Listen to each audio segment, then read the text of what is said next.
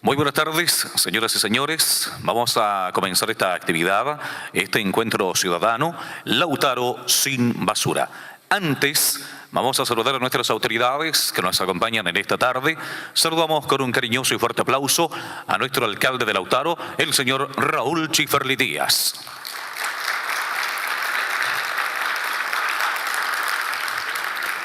Saludamos a la consejera regional, la señora Carmen Phillips. Al concejal de la comuna de Lautaro, don Mario Emilio Pérez. Concejal de Lautaro, a don Arturo Cheuque Ñirripil.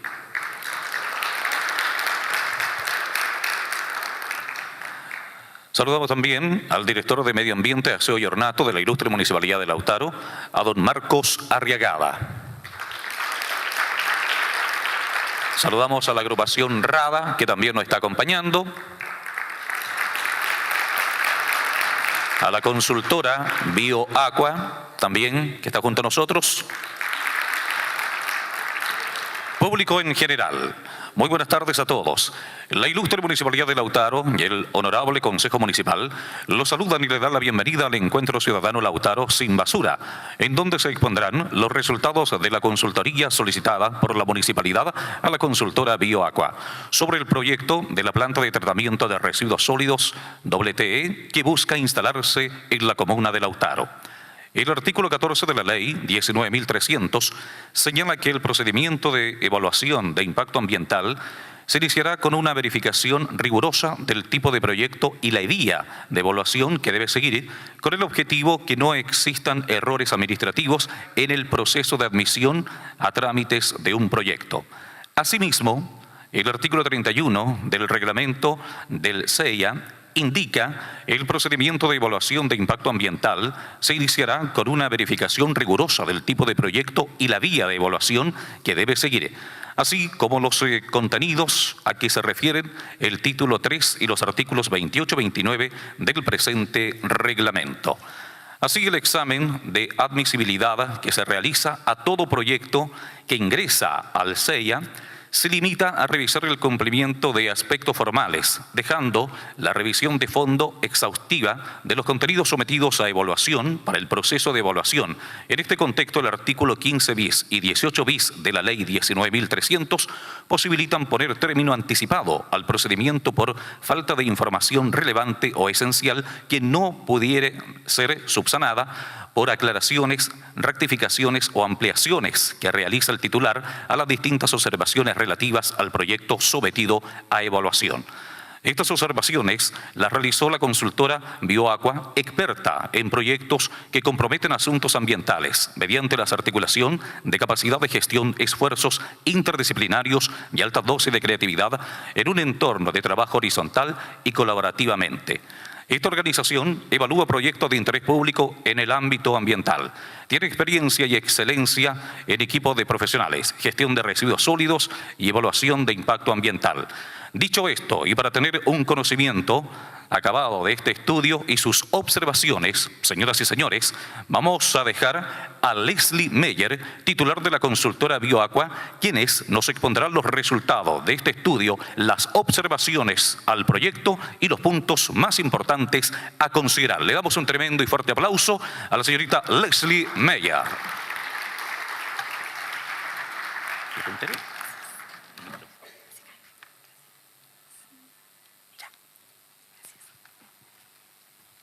Buenas tardes a todos los presentes, a las autoridades. Más cerquita. ¿Ahí? ¿Se escucha? Ahí. Sí, ya. Bueno, represento a la consultora BioAqua, la cual realizó nos tocó revisar el estudio de impacto ambiental presentado por WTE, el proyecto Planta WTE Araucanía.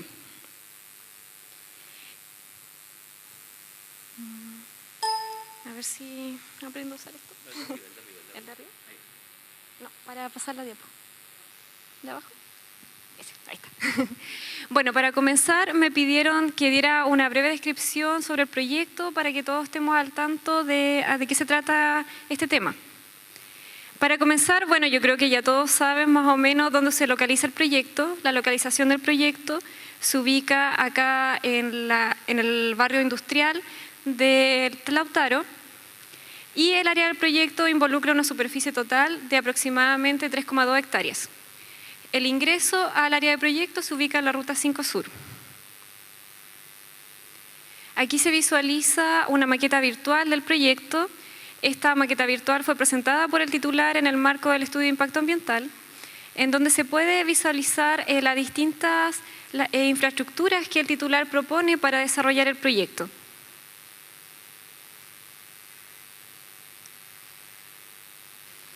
El objetivo del proyecto, el titular declara en el estudio de impacto ambiental que es tratar hasta 186.000 toneladas anuales de residuos sólidos municipales mediante un proceso que producirá, entre otros productos, materia orgánica termoestabilizada, a las cuales el titular denomina MODVE, y también otros productos reciclables y o valorizables, entre los que menciona metales ferrosos, aluminio, vidrios, plásticos, entre otros.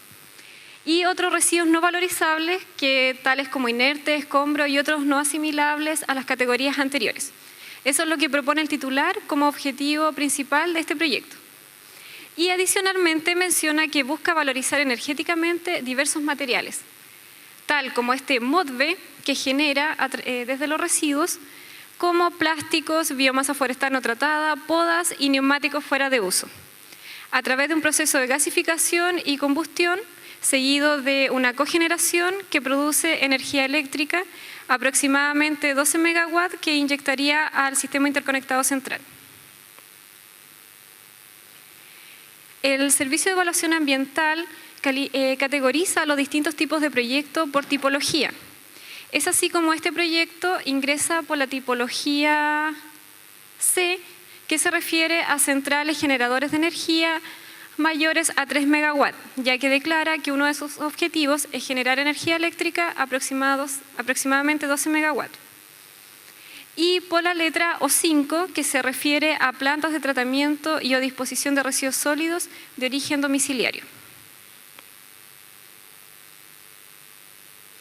El inicio de ejecución del proyecto se tiene contemplado para el segundo semestre del año 2018. La etapa de construcción se estima que tardará unos 18 meses, por lo tanto, luego del comienzo de la ejecución del proyecto, luego de 18 meses comenzaría la fase de operación, que comenzaría con una fase de puesta en marcha y posteriormente la operación ya continua de la planta de tratamiento. Bueno, este es el diagrama de flujo que presenta el titular para explicar el proceso.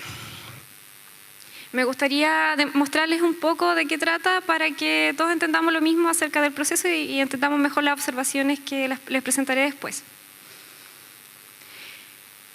Bueno, el proceso comienza con el ingreso de los residuos sólidos municipales provenientes de la comuna de Temuco. El titular declara que para el año 2020 aproximadamente ingresarían 84 camiones al día. Estos camiones ingresan a la planta, son pesados y registrados.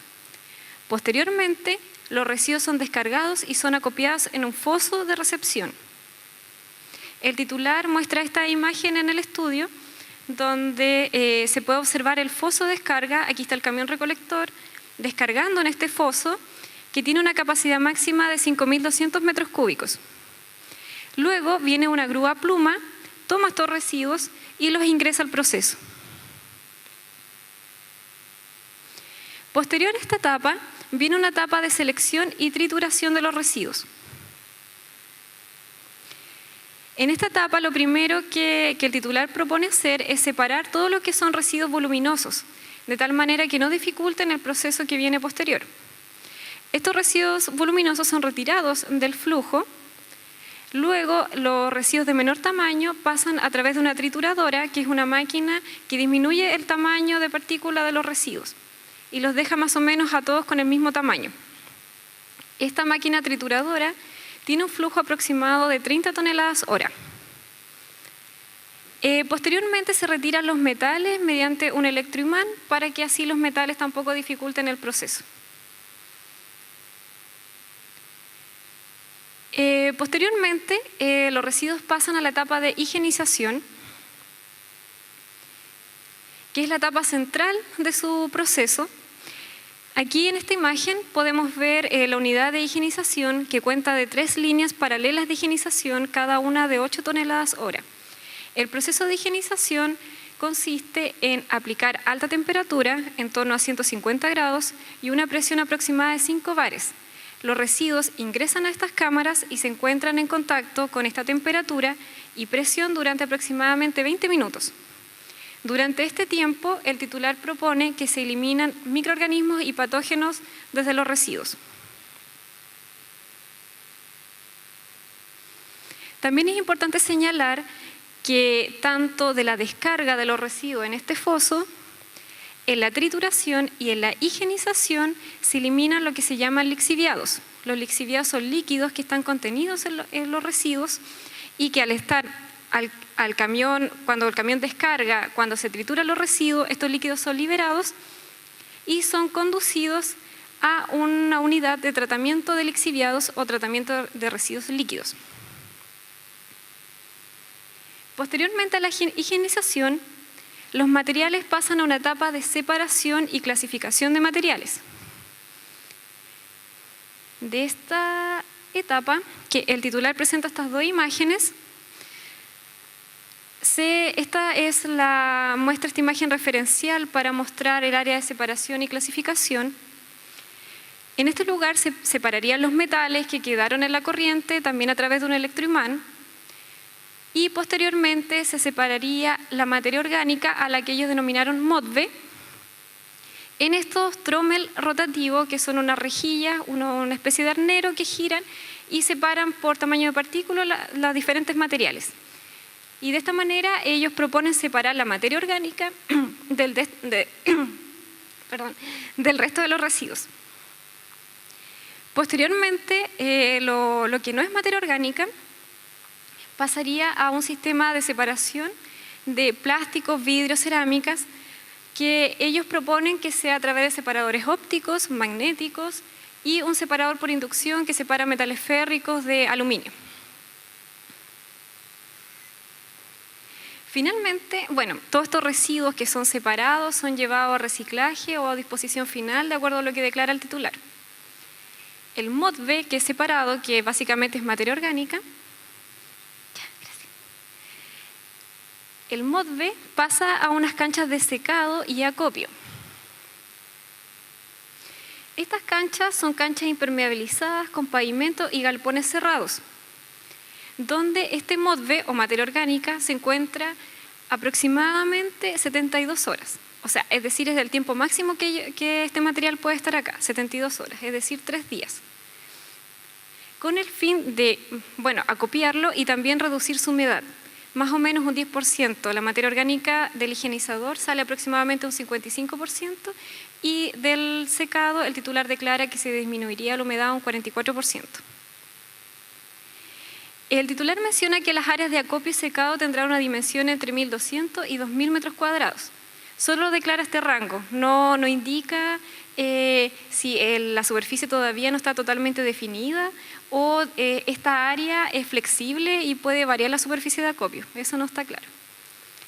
Y propone que este material será mantenido en movimiento de tal manera de que no se produzca una degradación anaeróbica y no se generen olores. Finalmente, este material que está ya seco, o sea, relativamente seco, con un 44% de humedad, va al proceso de valorización energética y cogeneración. Otro proceso importante es el lavado de camiones. Los camiones, después que ingresan a la planta, descargan los residuos, pasan a un lavado. Y todos los líquidos que se generen de este lavado van también a esta planta de tratamiento de residuos líquidos. Es así como a esta planta de residuos líquidos ingresan todos los líquidos que se generaron en el proceso, tanto del foso de recepción, de la trituradora, del higienizador, todos son dirigidos a esta unidad de tratamiento de residuos líquidos y también el lavado de camiones. Este es más o menos el diagrama que presenta el titular para esta unidad de tratamiento de residuos líquidos, en donde hay una planta depuradora que recibe tanto los líquidos del foso de descarga como del higienizador, los trata a través de un sistema de sedimentación, reactor anaeróbico, una osmosis inversa que él declara que sería opcional. También los condensados y purga de la caldera del sistema de valorización energética pasarían por una etapa de enfriamiento. Y ellos tienen una planta de tratamiento de agua potable que tendría un rechazo que también pasaría por una sedimentación primaria. Todos estos residuos líquidos ya tratados, según el titular, se descargarían al sistema de alcantarillado, con un flujo aproximado de 8,5 metros cúbicos hora. Bueno, como les comentaba, entonces, este MODVE va al proceso de valorización energética y cogeneración. Aquí está más o menos, el titular trata de explicar este proceso y él menciona que junto con el MODVE que viene de los residuos municipales que ingresaron a la planta, se ingresan además plásticos provenientes de otros proveedores, podas y neumáticos fuera de uso. Todos estos residuos ingresan a la planta, se acopian, se acondicionan. El acondicionamiento, por ejemplo, los neumáticos, tienen que sacarle el material férrico que traen los neumáticos y luego, ¿cierto?, disminuirle el tamaño. Y luego a ellos mencionan que hacen una mezcla de los diferentes tipos de residuos. Mezcla que tampoco mencionan realmente la proporción de cada uno de los residuos. Solamente mencionan que el acondicionamiento se refiere a una mezcla en determinadas proporciones de cada uno de estos residuos. Luego se ingresa al proceso de gasificación y combustión, que aquí en este esquema lo podemos ver mejor visualizado por etapas. Los residuos ingresan a un sistema de alimentación y luego a un sistema de gasificación. La gasificación es un proceso térmico que funciona a altas temperaturas, aproximadamente 950 grados Celsius, y la diferencia que tiene con la incineración es que trabaja a menores concentraciones de oxígeno. Eso hace que no se formen directamente gases de combustión, sino que se forme algo que se llama gas de síntesis, que es un gas que tiene un poder calorífico asociado, ya que posee componentes como metano, hidrógeno, monóxido de carbono, entre otros, que le dan un poder calorífico que le permite ser combustionado. Entonces, la diferencia de la incineración es que la gasificación, al tener menor concentración de oxígeno en su proceso, no genera directamente los gases de combustión. Genera este gas de síntesis, pero sí genera cenizas.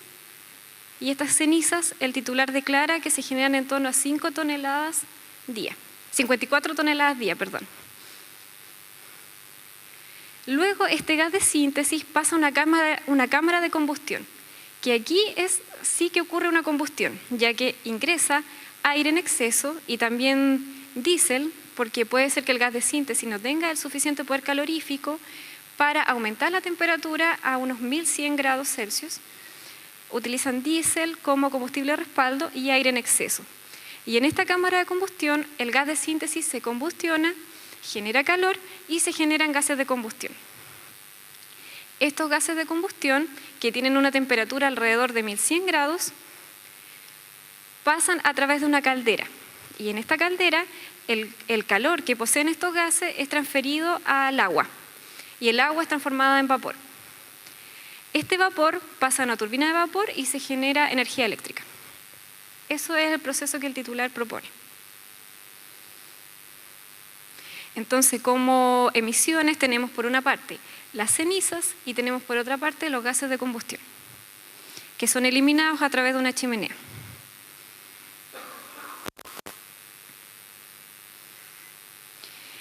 La unidad de tratamiento de gases que presenta el titular para tratar los gases previo a su salida por la chimenea, él propone lo siguiente.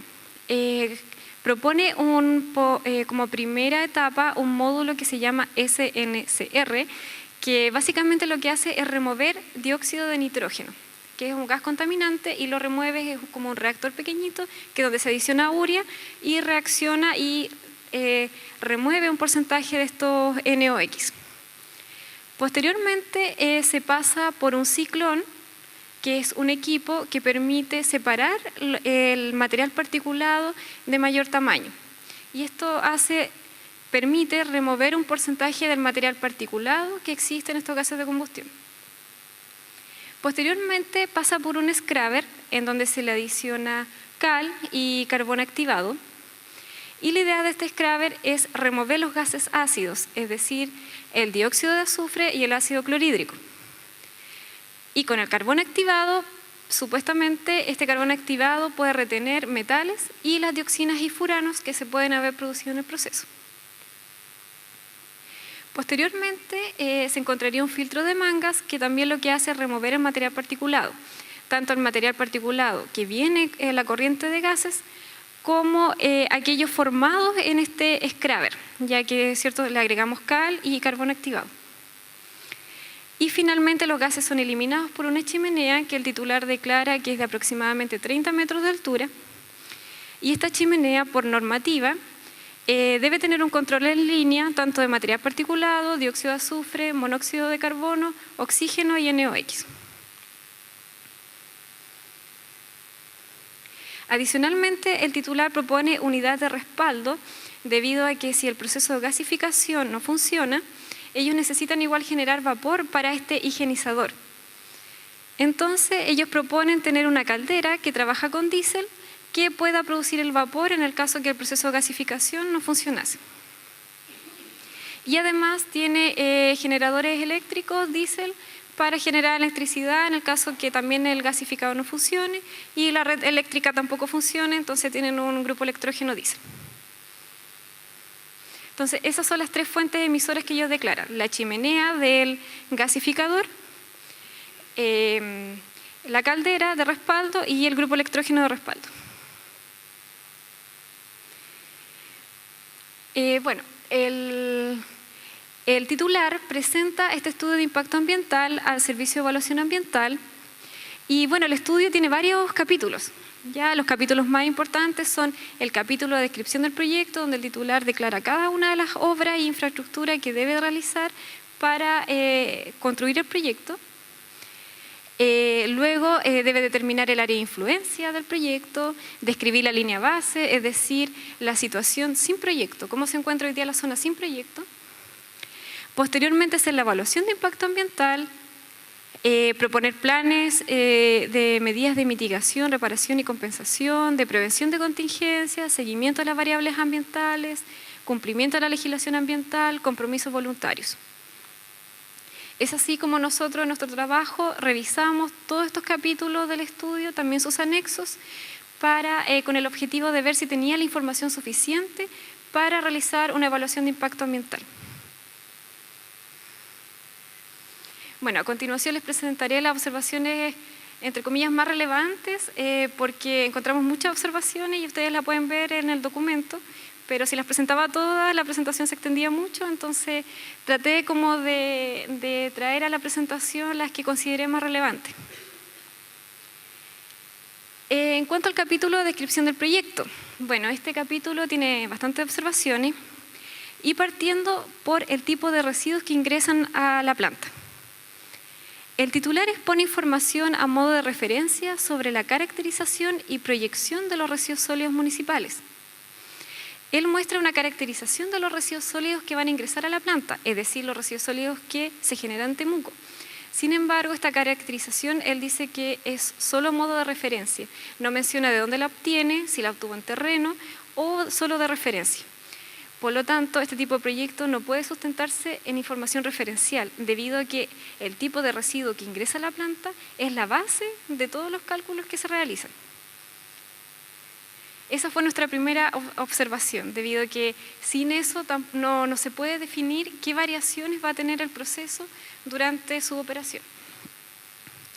Luego menciona que se ha estimado una frecuencia de recepción de 84 camiones recolectores diariamente en el año 20 de operación de la planta.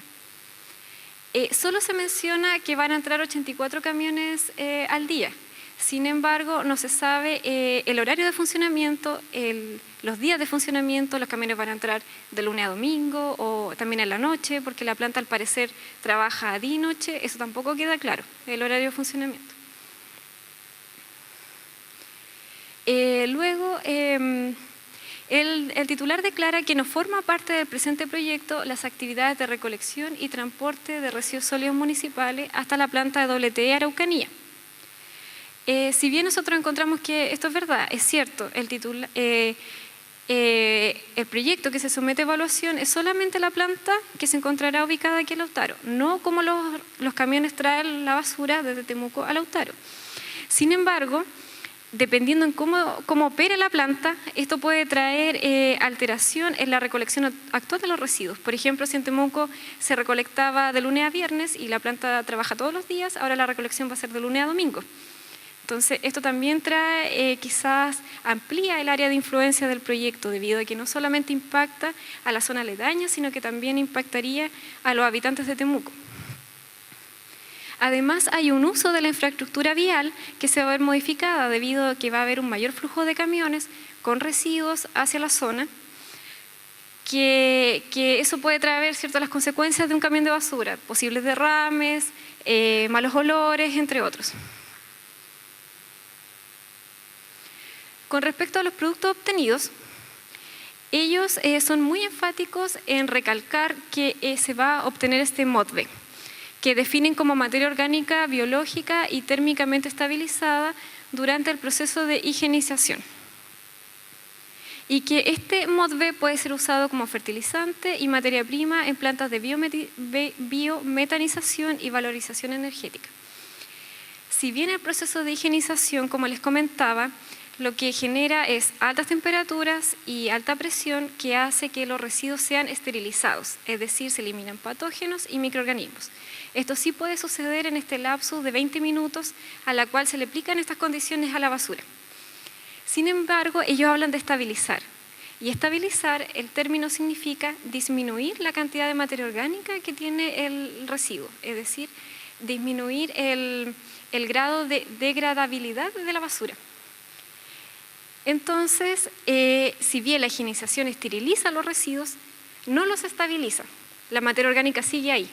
Entonces, si bien se eliminan los patógenos, luego si estos residuos orgánicos son dispuestos, por ejemplo, en una cancha de acopio, pasa mucho tiempo, los microorganismos pueden volver a crecer y empezar a degradar esta materia orgánica, con la consecuente generación de malos olores, por ejemplo. Entonces, este MODB no puede ser vendido directamente como fertilizante. No es un producto final, sino que es un subproducto que necesita un procesamiento antes de ser vendido como fertilizante o entregado como fertilizante. Además, se menciona que se obtendrán 465 toneladas día de este material y se posee una capacidad de acopio máxima de 3 días. Por lo tanto, se le solicita al titular definir bien qué ocurrirá en caso de contingencia, que la gasificación no pueda funcionar y necesiten hacer algo con este MODB, que no lo pueden entregar como fertilizante, tienen que entregarlo a otra persona que haga un procesamiento de este. Entonces, en caso de contingencia, que pasen 4 días, ¿qué se va a realizar con este material? Lo que no es MODB es material que no va a ser valorizable energéticamente. Se menciona que este se va a disponer en un sitio de disposición final, que puede ser un relleno sanitario, o se va a reciclar. Y por mientras se va a mantener en contenedores dentro de la planta. Sin embargo, se le solicita al titular definir cuáles van a ser estos lugares de acopio en el interior de la planta, estos lugares específicos, debido a que no se indica en ninguna parte en qué lugar se van a acopiar estos materiales. Y además, por el volumen de material que ellos van a generar, cuál va a ser su destino final y cuánto es el tiempo máximo de acopio de estos residuos.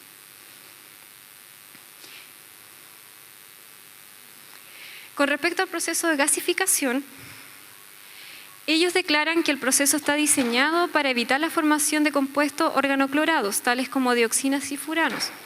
Lo anterior se debe a la sustracción de la mayor parte de los compuestos clorados en el tratamiento de residuos. Las dioxinas y furanos principalmente son generadas por la combustión o incineración de residuos que tienen cloro. Por ejemplo, el más conocido es el PVC. Sin embargo, ellos declaran de que van a sustraer todo el material que tenga cloro. ¿Ya? Y acá mencionan de que los materiales van a tener un contenido de cloro menor a 1%. Y que como las medidas necesarias para remover estos materiales lo van a indicar en las secciones siguientes. Sin embargo, a lo largo del estudio no queda claro cuáles son las medidas necesarias que ellos aplican para poder remover estos elementos que tienen cloro y que al ser combustionados pueden eventualmente generar dioxinas y furanos. También se menciona, como cuando les explicaba el proceso, que no solamente van a gasificar el MODVE, sino que también plásticos provenientes de diversos proveedores autorizados. Sin embargo, no se entiende bien a qué ellos llaman proveedor autorizado. Por eso se le solicita también al titular indicar a qué se refiere con proveedor autorizado, qué lo autoriza, qué servicio público autoriza a este tipo de proveedores. Y además, quién certifica que estos plásticos no tengan PVC, no tengan cloro en su composición.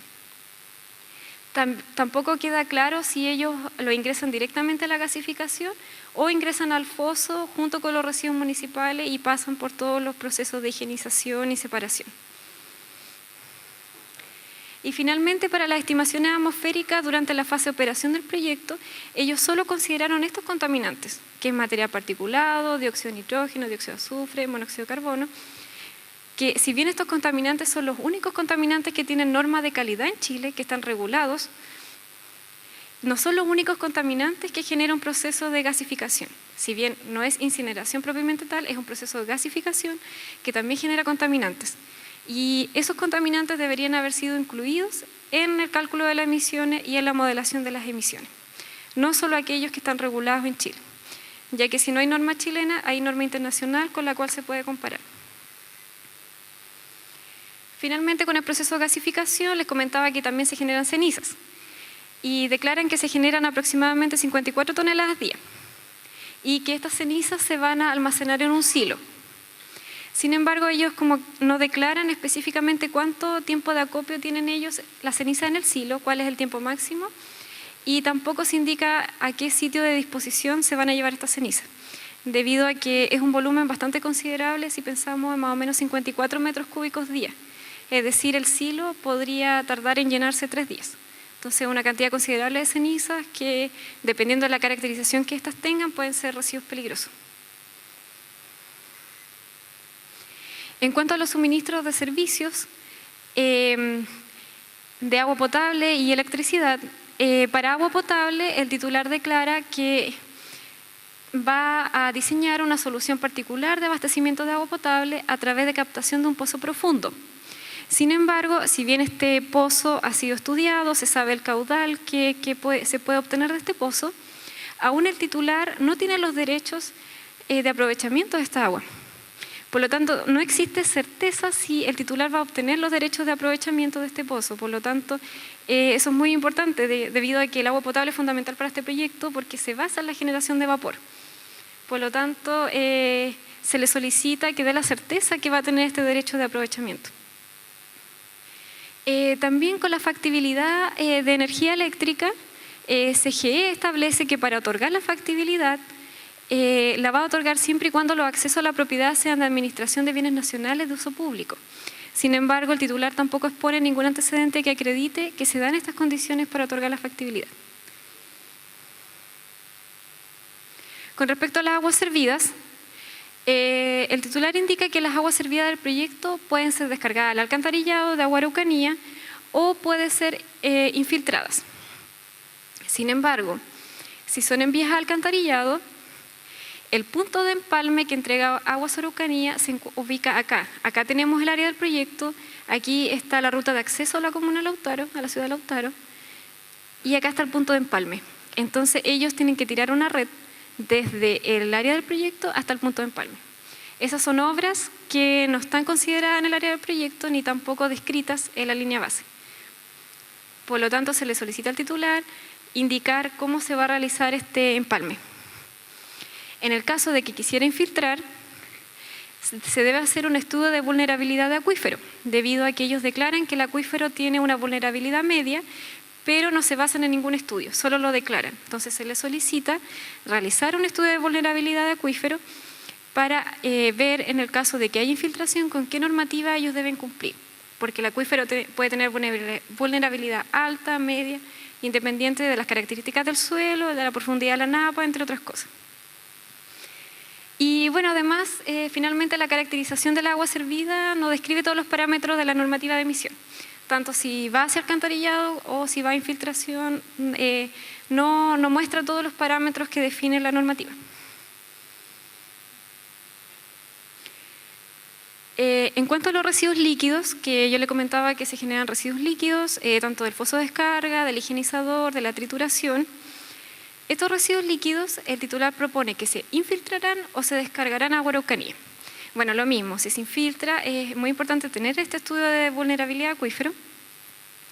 Y bueno, si se descarga a Araucanía, también lo mismo, tienen que indicar cómo se llevarán estos riles, ¿cierto?, hasta el punto de empalme. Y adicionalmente, en la factibilidad que entrega Aguas Araucanía, la sanitaria debe entender que no solamente se va a disponer aguas hervidas, sino que también residuos líquidos que tienen otras características. Y en la factibilidad que entrega Araucanía solamente se menciona aguas hervidas, no se menciona que se van a descargar residuos líquidos. Bueno, también se menciona que el agua de lavado de camiones puede provenir de estas aguas tratadas en la unidad de tratamiento de riles. Es decir, que se recircula, todos estos riles son tratados y luego son una parte recirculada para lavar los camiones. Si bien esta es una alternativa bastante buena porque disminuye el consumo de agua, se le solicita al titular que haga una caracterización adecuada de esta agua que sale de esta planta de tratamiento, debido a que si bien es apta para descarga en alcantarillado, por ejemplo, hay que ver si es apta para lavado de camiones. La idea es que no se contaminen los camiones y tampoco sea un riesgo para el operario que está lavando los camiones. Bueno, eso es más o menos como las observaciones más importantes de la descripción del proyecto, tener mayor claridad de los residuos que ingresan a la planta, del destino de los productos que se van a generar, de las zonas de acopio y también del suministro de servicios básicos, agua potable, alcantarillado y electricidad. Con respecto al área de influencia, que el área de influencia se refiere al área donde potencialmente pudiesen haber impactos debido a este proyecto, los componentes ambientales que definen como área de influencia al área del proyecto no consideran las obras requeridas para conectarse, por ejemplo, a la red eléctrica, agua potable, alcantarillado y pozo que están fuera del área del proyecto. Entonces ellos no consideran eso dentro de su área de influencia. Solo consideran el área del proyecto, que es alrededor de 3,2 hectáreas. Por lo cual también se les solicita incorporar esas otras áreas porque el alcantarillado y agua potable pasarían por predios que no pertenecen al titular y el pozo tampoco se encuentra en un predio perteneciente al titular. Tampoco hay componentes, se define un área de influencia para cada componente ambiental y hay componentes ambientales que no tienen asociado un área de influencia. Por ejemplo, luminosidad, intensidad de campo electromagnético, radiación, hidrogeología, calidad de aguas superficiales. Por ejemplo, hidrogeología es muy importante porque ellos si generan residuos que infiltran, entonces es importante saber dónde se ubica el acuífero, cuál es el área de influencia que tendría la descarga de residuos sobre el acuífero, entre otros. Bueno, el estudio también involucra un capítulo en donde se debe relacionar el proyecto con políticas, planes y programas de desarrollo regional y planes de desarrollo comunal. Es aquí donde el titular no se pronuncia sobre la correspondencia de los objetivos del proyecto con los pilares estratégicos del plan de desarrollo comunal. Por ejemplo, el Pladeco presenta pilares estratégicos como por ejemplo la mejora de las condiciones de los habitantes y facilitar su propio desarrollo, generar espacios de diálogo y fomento para el desarrollo económico. Todos esos son pilares estratégicos que el titular debe relacionar con el proyecto y ver cómo le afectan, negativamente, positivamente, ver la relación con el proyecto y eso no está bien justificado. Adicionalmente, el plan regulador comunal indica la zona de emplazamiento del proyecto como zona permitida para industria inofensiva y molesta y almacenamiento inofensivo y molesto. Sin embargo, el titular no establece de manera clara que el proyecto corresponde a este tipo de tipología regulada por el plan regulador comunal. Entonces no está claro cómo se justifica que este proyecto corresponde a una industria inofensiva y molesta.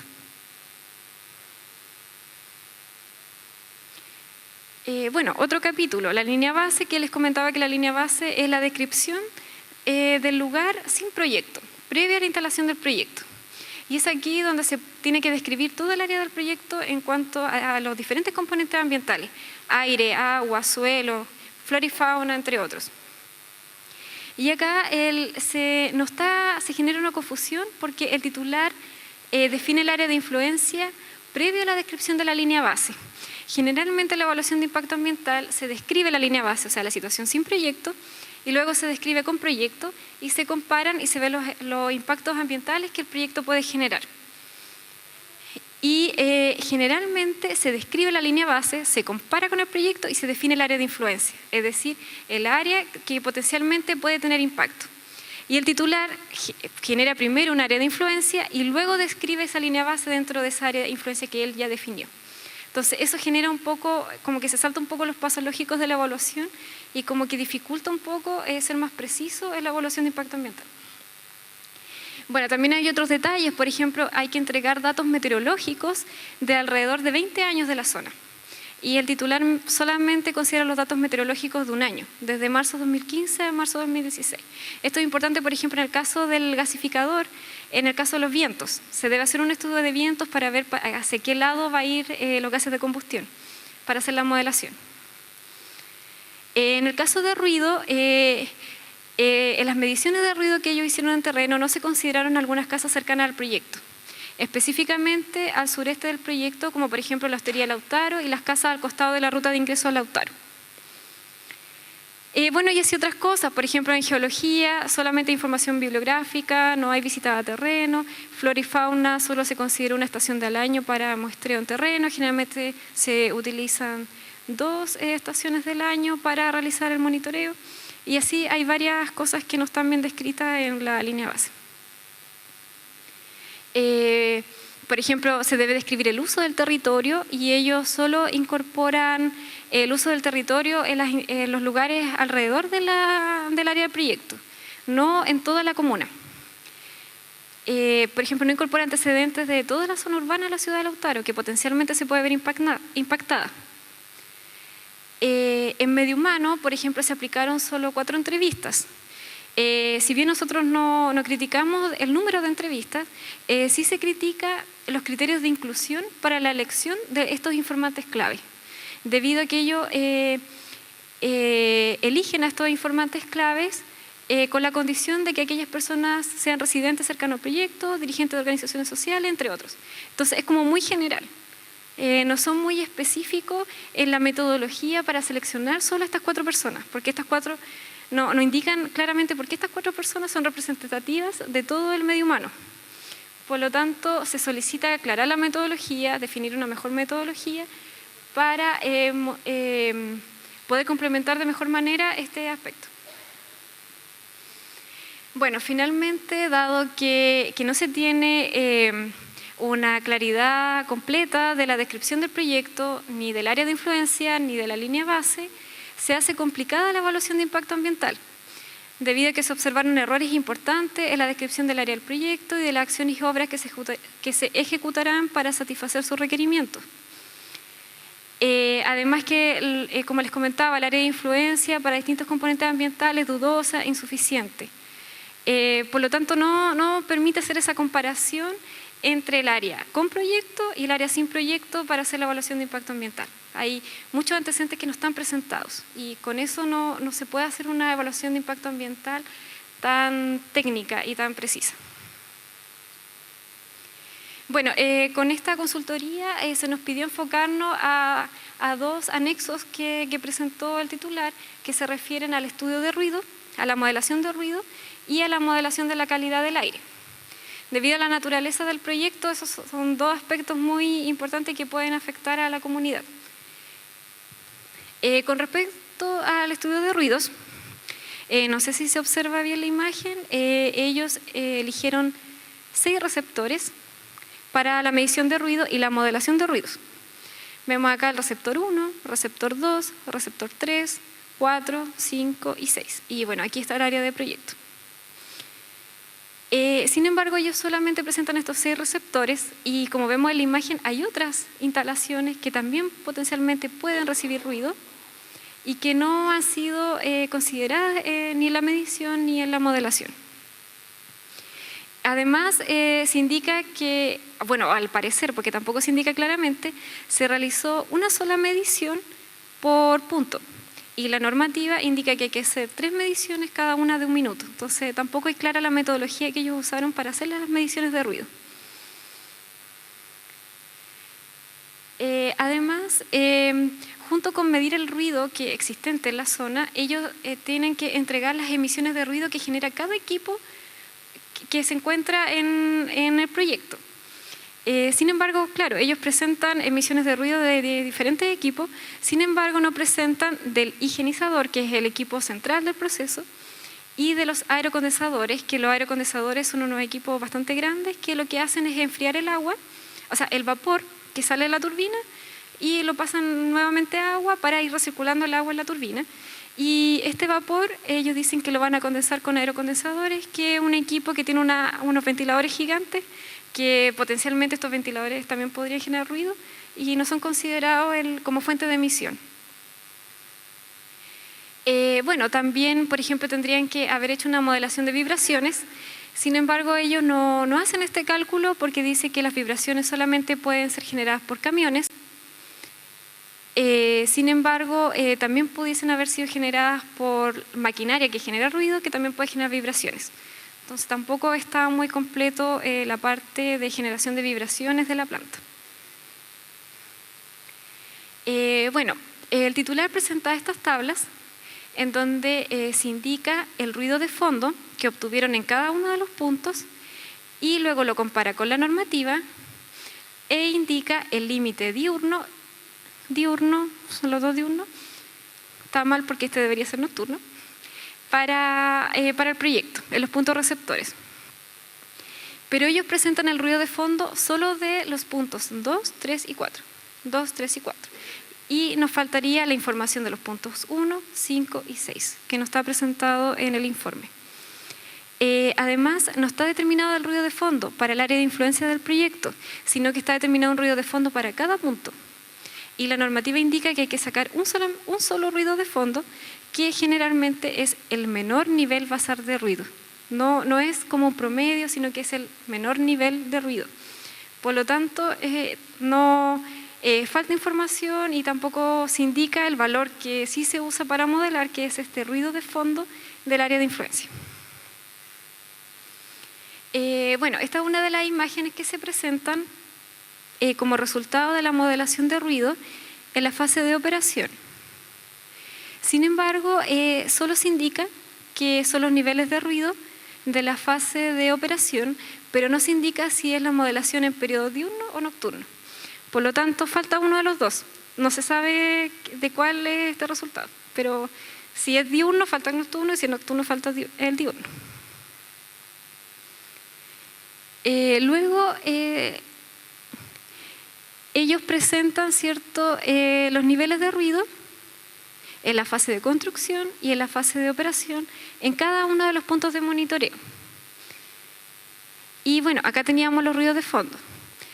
La idea de hacer la modelación es sumar el ruido de fondo ya existente al ruido que va a generar la instalación y hacer una modelación. Sin embargo, al ver los resultados se observa que la modelación de ruido arrojó valores menores que el ruido de fondo. Por ejemplo, en el R2, el nivel de ruido que ellos modelaron es 59 en la fase de construcción y operación, y el ruido de fondo es 68 en el día y 66 en la noche.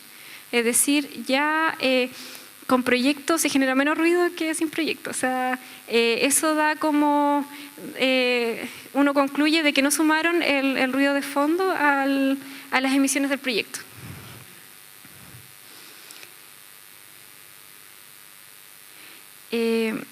Bueno, básicamente eso, y si observamos acá los límites establecidos eran 65 en el día y 50 en la noche, y como ruido de fondo tenemos 68 y 66, o sea, ya el ruido de fondo está superando la norma. Entonces, si la instalación se le sumamos este ruido al ruido de fondo, va a superar la norma. Con respecto a las observaciones de la modelación de calidad de aire, se presentan las emisiones atmosféricas asociadas a la incineración.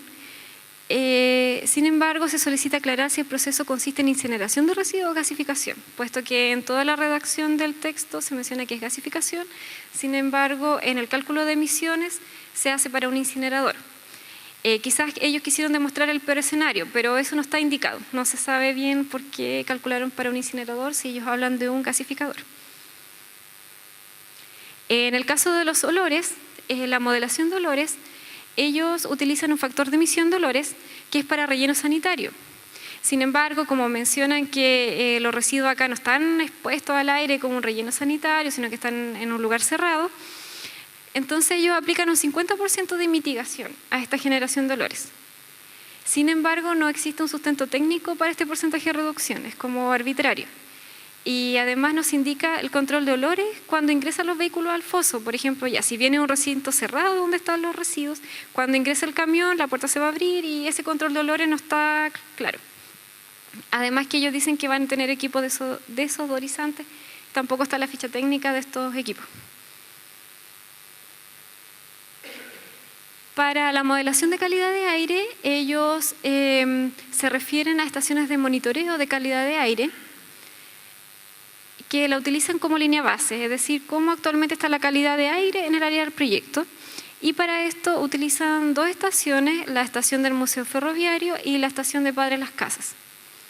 Sin embargo, ellos presentan este dominio de modelación, que es bastante grande, y solamente consideran estas dos estaciones de monitoreo.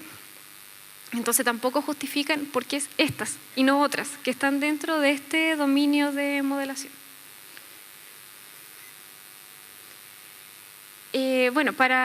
Se presentan los receptores de interés para la modelación. Ellos hacen la modelación para determinar la concentración de contaminante en estos puntos.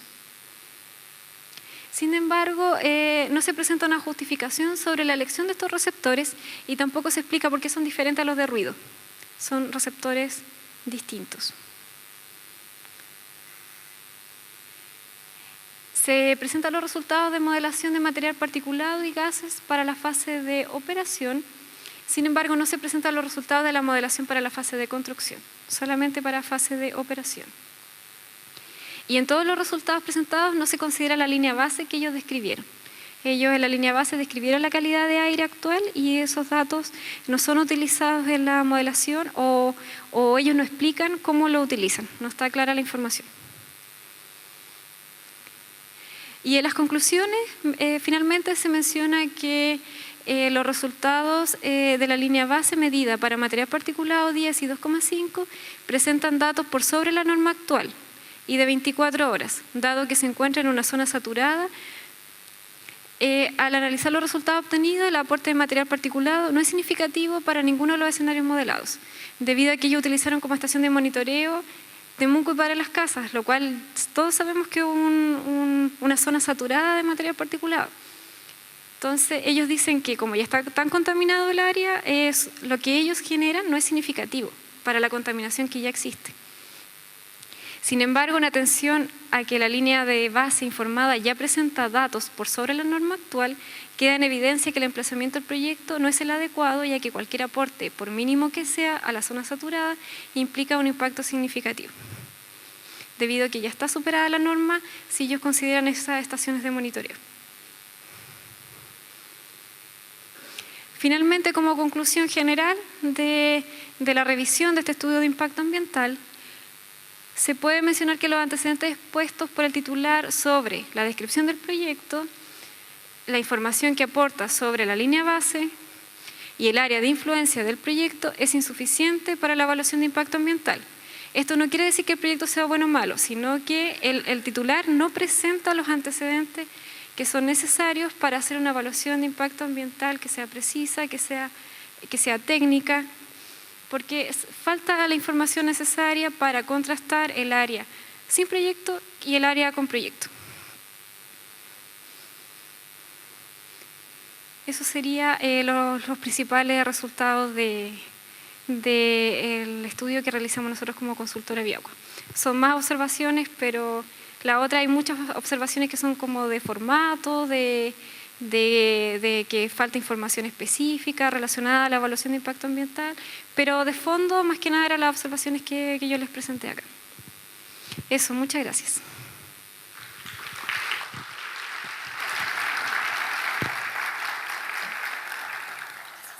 Agradecemos entonces, señoras y señores, a la titular de la consultora Bioaqua, a la señorita Leslie Meyer. A continuación, para dirigirse a todos los asistentes, vamos a dejar al alcalde de Lautaro, a don Raúl Schifferly Díaz, quien también se quiere dirigir a todos y a cada uno de ustedes.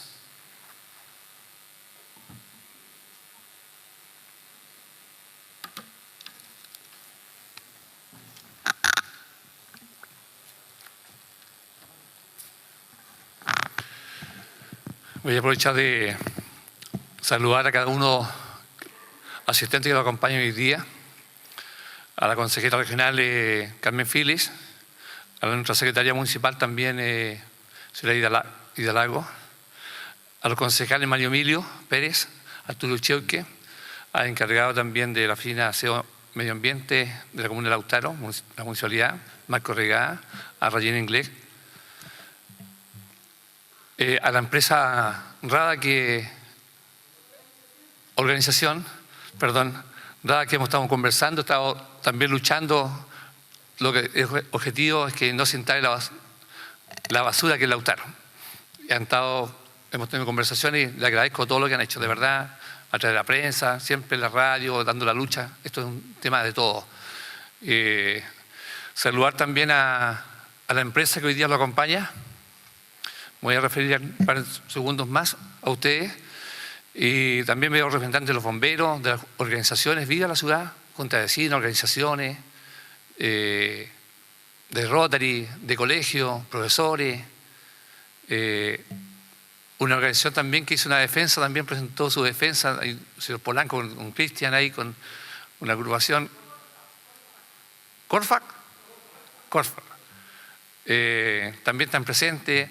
Aquí podría nombrar a muchas personas. Lo importante es que estamos luchando todos por esta causa, que no queremos que los que vengan a contaminar y los vengan a botar la basura a Lautaro. Eso es nuestro objetivo. Vamos a dar la lucha fuertemente, porque no podemos permitir que Temuco, el monstruo Temuco, venga a botar la basura acá, una cantidad impresionante. Ustedes escucharon ahí, son 186.000 toneladas que producen más o menos en el año, y serían más o menos 90 camiones diarios que entrarían a nuestra ciudad. Y si usted multiplica 90 camiones diarios de 10 toneladas, son 900 toneladas entrarían diarias. O sea, imposible. Y más encima el emplazamiento a donde está instalada esta empresa que se le quiere instalar, no podemos permitir. El otro día tuvimos una reunión con bomberos. Imagínense, hubo un incendio, se corta el camino, hay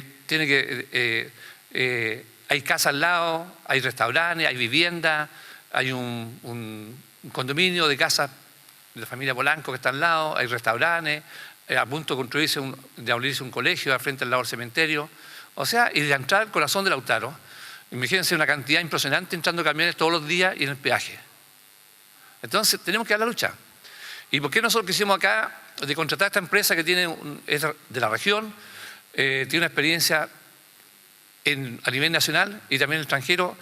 Y también, afortunados, nosotros buscamos la visión de poder asesorarlo. Aquí está la organización RADA también que está ayudando. Y la empresa, contratamos a esta empresa porque creemos que tiene el conocimiento. Ellos conocen la planta que se queda instalada acá. Uno está haciendo un doctorado allá justamente en España, y conoce esta empresa, y no están las condiciones como se venga a instalar aquí en Lautaro. Entonces, pues nosotros, de las 3.000 hojas que presentaron ellos, encontramos más de 160 observaciones. Podríamos pillado mucho más en la empresa, pero son bastante complicadas, que nosotros nos vamos a dar paso atrás y vamos a dar la lucha. De verdad, vamos a la lucha, porque creo que no es posible. Uno como alcalde y como concejal y la ciudadanía de Lautaro tenemos que estar unidos para todo. Aquí no tienen que haber divisiones. Nada. ¿Quién lo hace, quién la guía? No importa. Lo importante es que tenemos que dar la lucha. Aquí están sus hijos, sus familiares. sus nietos el día de mañana, que tienen que vivir en un ambiente limpio, un ambiente agradable, una ciudad que está creciendo, que está desarrollándose, que vamos a punto de construir un liceo más inversión de los 4 años a la presidenta, 15.600 millones de pesos, que esta semana pasan al municipio, firmé los planes con la semana pasada. Entonces, hay muchos proyectos por nuestra comuna, un CEFAR nuevo en el sector norte. Hoy día inauguraba el CEFAR, el SAR, en Lautaro. Estuvimos inaugurando un SAR que, o sea, para nosotros es súper importante. Entonces, yo quiero, lo otro, quiero contarles que yo, Marco, acompáñame un poquito. Yo viajo el domingo en la tarde a Santiago y voy a estar en La Moneda. Y en varios ministerios, y llevo una carta hecha a la presidenta, y que Marco le va a explicar en qué contenido, porque la redactamos. Hoy día yo estaba en reuniones y la leí ayer y le sacamos algunas observaciones, hicimos algunas cosas y no alcancé a traerla porque Marco la tiene en la oficina con el timbre, con todo, con decreto, pero Marco les va a contar, porque tengo reunión y se la voy a entregar personalmente a la presidenta de la República, porque el director del SEA no cumplió.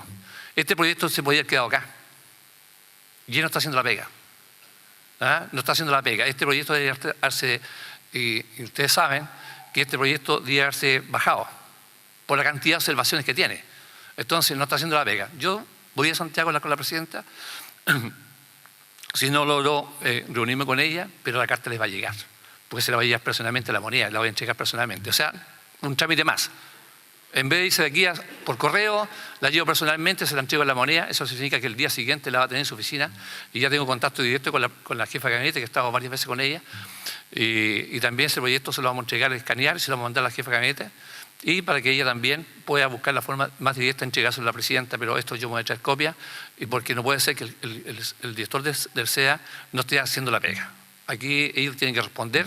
Yo he hablado con varios Ceremi también, y ellos no concuerdan con este proyecto que se está instalando aquí en Lautaro. He hablado con varios. Entonces, yo tengo temor a lo que pueda suceder un par de meses más el próximo año. Esto hay que decidirlo ahora, y viene el próximo mes. Entonces, él no cumplió. A fines de agosto vencía el plazo, ¿no es cierto, Marco? Sí. Entonces, yo lo único que les pido a la comunidad, aquí al lado afuera, están las hojas para hacer observaciones. Tenemos que sumarlos todos. Esto es importante que ustedes vengan acá, pero no basta con que vengan. Tenemos que hacer una cantidad de observaciones. Nosotros trajimos los contenidos, ustedes saben las observaciones que encontramos. Entonces, no cuesta nada, sus datos suyos, llenar sus datos, firmar, pero si no los sumamos, después tenemos que lamentarlo. Entonces, hoy día todos los días se pasaron harto aviso por la radio, la gente dice, no, vamos a dar la pelea, vamos a estar ahí, el asunto. Pero yo veo aquí 100 personas y somos 39.000 personas. Y yo pienso que con el último censo vamos a pasar las 40.000 personas. Entonces, no sé, ¿queremos nuestra ciudad o no la queremos? ¿Los quejamos o no los quejamos? Pero tenemos que sentirlo como nuestro. Y ustedes son portadores que tienen que transmitir la voz, tienen que transmitir a sus vecinos. ¿Por qué no vienen? Vamos a hacer una marcha por la ciudad en un par de días más, con todas las organizaciones, con los estudiantes, con todas las organizaciones.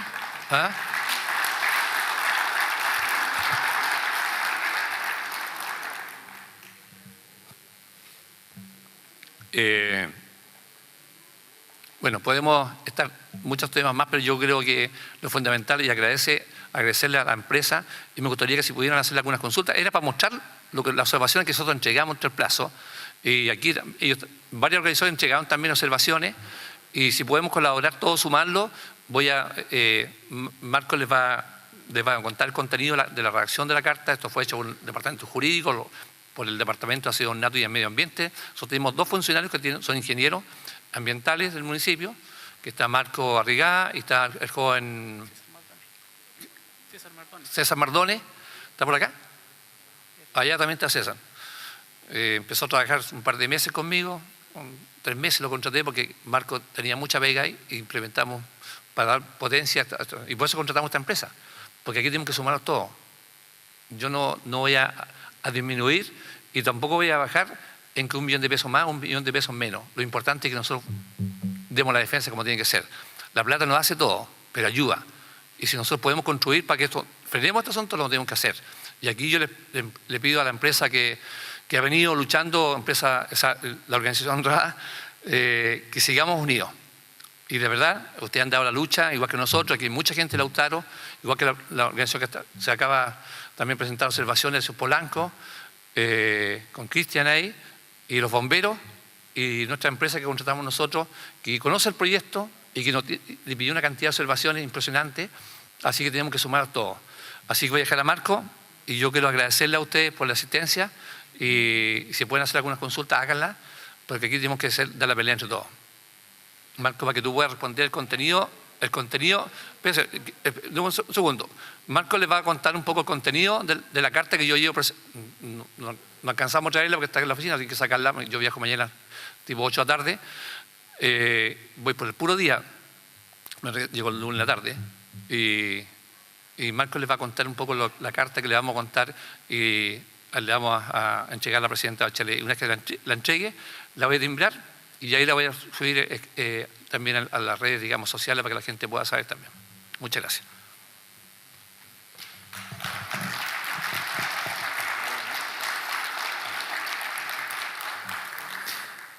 Bueno, primero que todo, muy buenas tardes.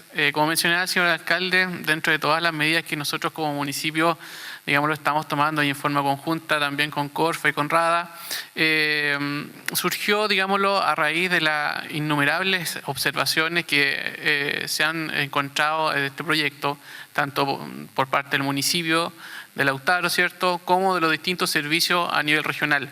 ¿Ya? Destacan en esto observaciones, por ejemplo, del Servicio de Salud, donde hay cerca de 30 páginas en observaciones. ¿Ya? Si nosotros sacamos 170, digámoslo, por parte de una empresa, más o menos el Servicio de Salud sacó las mismas, digámoslo, como ellos, y digámoslo, enfocado al área netamente de lo que es su competencia ambiental, tema de salud. ¿Ya? También es la Seremía del Medio Ambiente, otras tantas, en fin, digámoslo, tenemos una innumerable cantidad de observaciones que no se resuelven simplemente en una adenda, que es la fase posterior, digámoslo, a la que viene del proyecto de este estudio, que es que la empresa tenga que contestar todas las observaciones que le hicieron. ¿Ya? No está dentro de esos parámetros, digámoslo, que una adenda pueda resolver, digámoslo, por ejemplo, incongruencia, o que falte un estudio, o que falte, digámoslo, un análisis. ¿Ya? En razón a esto, digámoslo, la ley también faculta, en este caso, al director ejecutivo o al director regional, en este caso, del Servicio de Evaluación Ambiental, para poder poner término anticipado a este proyecto, es decir, devolver los antecedentes y decirle, digámoslo en buen chileno, a la empresa: oiga, su proyecto que usted me presentó es insuficiente, no tiene los elementos necesarios para poder, digámoslo, ser evaluado y ejercer evaluación de impacto ambiental. Por lo tanto, aquí están y reformule su proyecto. Situación que para esto el Servicio de Evaluación Ambiental tenía 60 días, ya, situación que terminó hace, digámoslo, 2 semanas atrás, en la cual el director regional no tomó esta determinación amparada en la ley, en el artículo 15 bis, ¿ya? Por lo cual nosotros como municipio, y es lo que mencionaba el señor alcalde, el contenido que lleva esta carta es solicitar explicaciones, digámoslo, que ella como presidenta le solicite la causal justificada de por qué este director regional no tomó esa medida. ¿Ya? Para ello, nosotros le adjuntamos un dossier con las 170 observaciones que envió la empresa, las modelaciones que se hicieron también en forma paralela, más todas las observaciones contenidas hasta el día de ayer en los servicios de salud, Seremi de Medio Ambiente, en fin, los 12 y tantos servicios que tienen competencia ambiental en este tema, ya, para que en otra solicitud que también nosotros le hicimos a la presidenta, es que la dirección ejecutiva a nivel nacional en Santiago tome estos antecedentes, lo evalúe y determine si que lo que hizo el director regional fue apegado a derecho o no. ¿Ya? Porque a nosotros nos parece que aquí el tema no se apegó a derecho. Con toda esa cantidad de observaciones, con toda la cantidad de información que falta, era para haber aplicado este artículo que la ley 19.300 del medio ambiente, 15 bis, digámoslo, le facultaba a este director para poder ejercer ese derecho. ¿ya? Eso es, digámoslo, el contenido de esta carta que esperamos que la presidenta tome, digámoslo, a favor y que considere todas las observaciones y demás que nosotros le adjuntamos. Así que eso.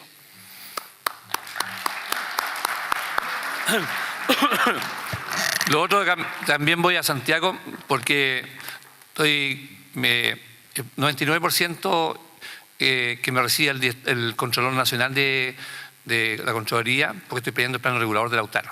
Lleva más de 10 años, 12 años. Y al sacar el plano regulador nosotros estamos al otro lado.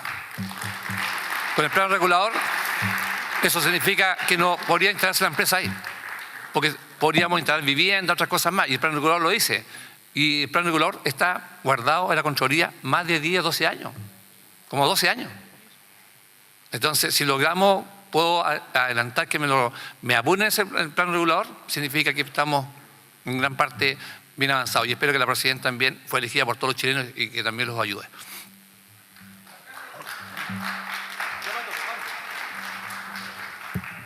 Yo soy Jorge Albornoz, pertenezco a la DEMA y quisiera saber una consulta por intermedio de su carta que usted va a llevar. ¿Va con copia al Ministerio del Medio Ambiente? Sí, pues sí va con todo. Va con todas las copias para todos, ojalá para todos, porque así de esa manera podemos agarrar más peso. Bueno, sí. No, si va con eso. Marco me estaba diciendo que yo no alcancé a revisar la última, ayer revisamos completo. Pero, la jefa, así que. ¿Ah? Va la jefa, así que. Va la jefa, presidente, se tiene que ir con todos los contratos regulares.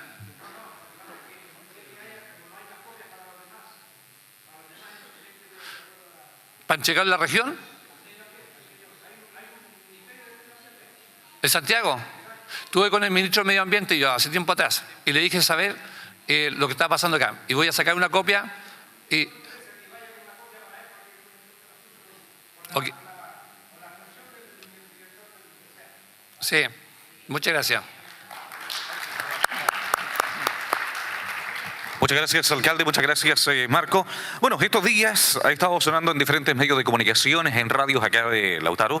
Hay un jingle que se llama Lautaro sin basura. Tenemos a sus intérpretes que hoy queremos también escucharlos y queremos también verlos a ustedes cantar este tema que, por supuesto, está bastante interesante, bien movido.